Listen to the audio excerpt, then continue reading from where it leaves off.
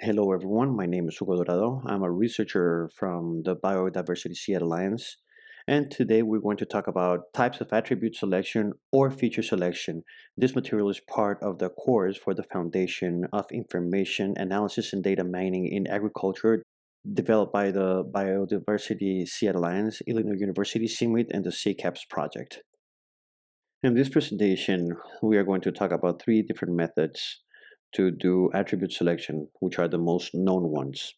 The first of these methods is the filters, and the main characteristic here is that the lesson of the subset of variables does not use the learning model. Instead of that, distance measures and information or dependencies that many times include the response variable, and based on this, a subset is taken into consideration that finally is assessed by the prediction model.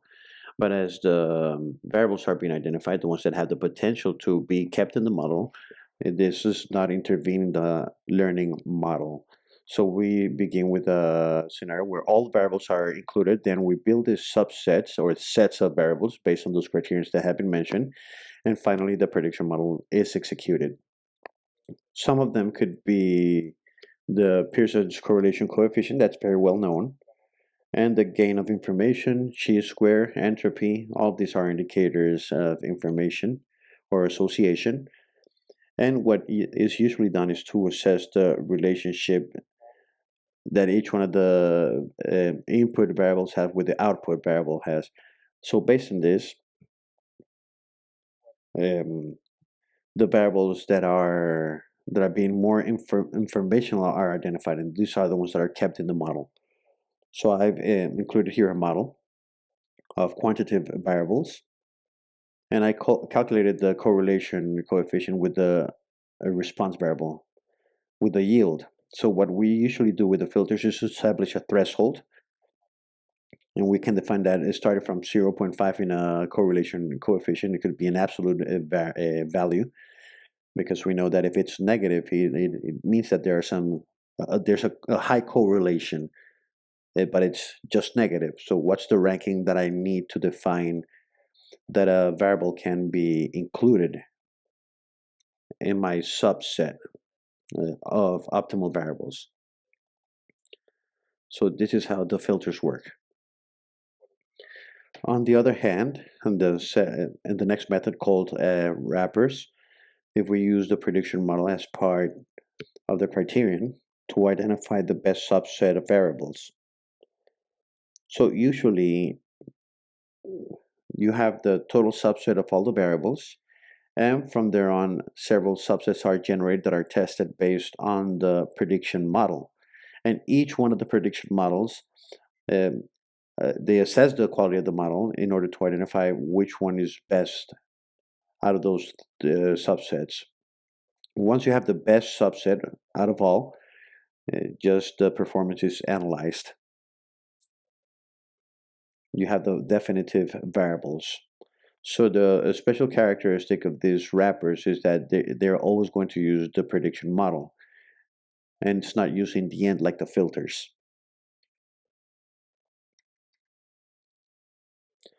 Some of the wrappers, the first ones, have the exponential complexity methods. These are the cases where all the possible combinations of the variables that are being assessed are tried. And even if you have 5 variables, for example, all the possible combinations would be tested of 1 variable, of 2 variables, of 3 variables until you reach the 5. And the more, if we have too many variables, this can be very heavy for the processing process. So there are other alternatives that do not explore all possibilities, but they just concentrate on those that have potential. And to do this, several strategies are used for search. Among them, we have a forward, which is an algorithm that begins by testing models with 1 variable and start to add more and more variables until they reach a moment where there's a positive change when they include a final variable in the quality of the model, and that's when it stops. or also backward that begins with a total set of variables and starts to remove variables until the loss of a variable is going to affect the performance of the model. The stepwise is a combination between the forward and the backward. And there are also some meta heuristics that we're going to be talking about. It's going to be the last topic in this set of videos.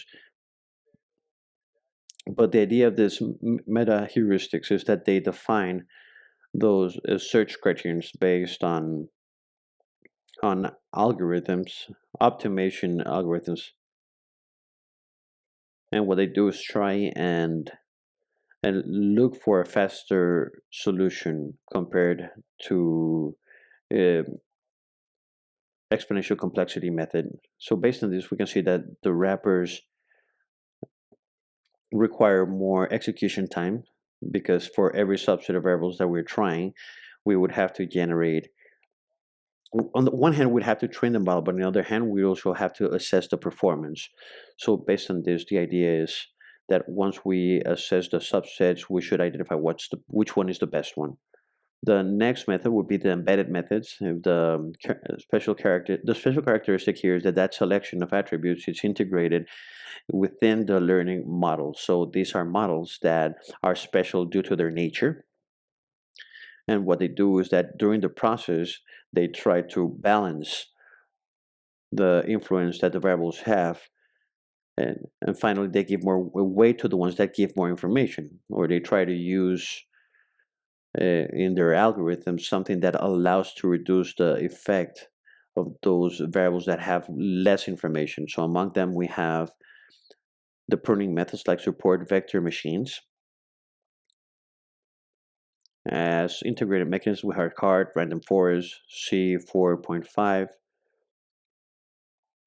And, and something that we're going to see afterwards is that in every ramification that starts to come out after those algorithms, they assess what are the variables that are giving us information for explaining the response variable. And finally, those are the variables that are going to have more weight in the in that model that's being integrated there. We also have the regulation models like regression lasso or elastic net that try to reduce the effect that the variables that have less information, that aren't that relevant or that are irrelevant or redundant, trying to take those coefficients to zero. In the case of random forest, you can even remove the importance of the variables. That helps us to identify the variables that have more relevance, that were the most relevant by the end of the model, and we can see the variables that help the least. Those would be the ones that would be in the end. These were the ones that helped the least. So these are embedded algorithms. When we compare the three methods, obviously the filter methods from right to left, the filter times are a lot faster to execute because these do not require running the model every time that you're exploring a possible solution.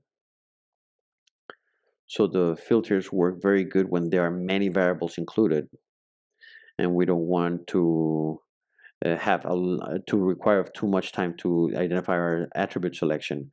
So in this case, they work properly. Sometimes it's even done as a hybrid between filters and wrappers to look for good results. When we talk about the quality of the prediction, the wrapper method is the best option because assessing with the performance measure that we have as an objective in our model, that's guaranteeing that we are going to obtain better results, better responses. So in the case of the wrappers, even though they are slower, they're going to guarantee a better performance compared to the other methods in terms of the quality of the prediction, the model that we are generating. And regarding the amount of selected variables, the same thing applies. Wrappers takes the gold there when exploring several solutions. This is going to guarantee that those variables that are irrelevant and redundant are going to be removed. Filters have a little bit more risk uh, to execute them. The embedded option, it would be in the middle in most of the things that could be assessed, like the quality of those algorithms. They are okay because they train the model simultaneously and they are doing the selection of attributes, but they don't but they do not have the same um, accuracy as the wrappers or with the filters, but still a good alternative if we don't want to take too long and want to have a good quality. With this, we reach the end of this theoretical part for attribute selection or feature selection, and the next video is going to be the practical session. I hope that you learned a lot, learned new things, and see you in the next meeting for the discussion. And I hope that you can develop the exercise in R.